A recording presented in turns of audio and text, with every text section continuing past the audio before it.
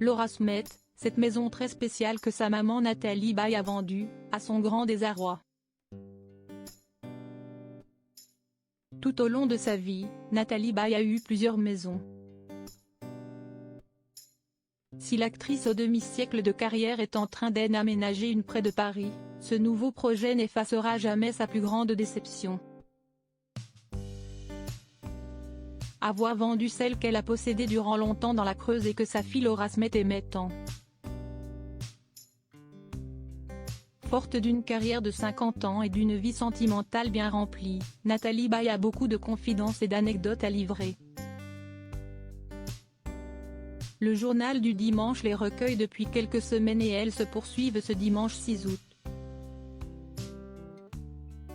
Cette semaine, il n'a pas seulement été question des multiples troubles dont souffre la célèbre actrice française de 74 ans.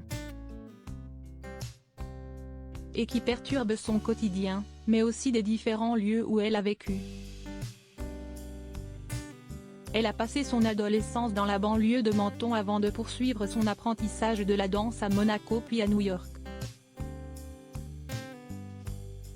Rappelle en préambule le JDD. Mais si est en Bretagne, dans le sud du Finistère, que Nathalie Baye, fillette, a ses plus beaux souvenirs. Une région qui a gardé une place toute particulière dans son cœur.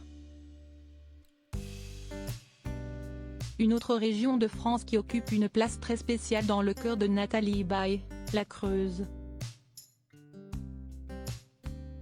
Et plus particulièrement le village de Vallières, qui reste le lieu de l'amour, de la famille, de l'amitié, écrit le JDD.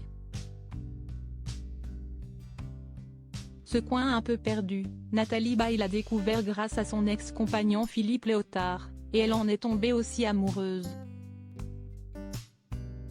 Elle y vivra 35 ans, embellissant sa maison au fur et à mesure de ses cachets et lui donnant de plus en plus vie avec une vie de famille. Sa fille Laura Smet, née en novembre 1983 s'y sentait extrêmement bien et n'aurait jamais voulu s'en séparer. Et pourtant, sa maman a commis l'irréparable. Laura regrette que je m'en sois séparée. Je ne comprends toujours pas pourquoi je l'ai vendue. Je ne sais pas si je n'arrive pas à l'analyser.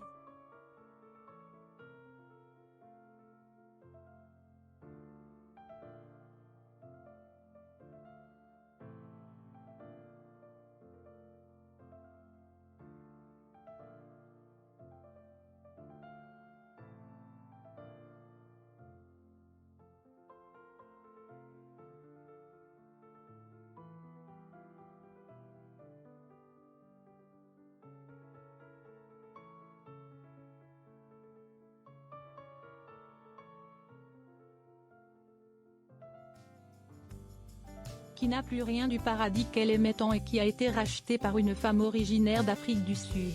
La maison est à l'abandon. Une douleur pour Nathalie Baye.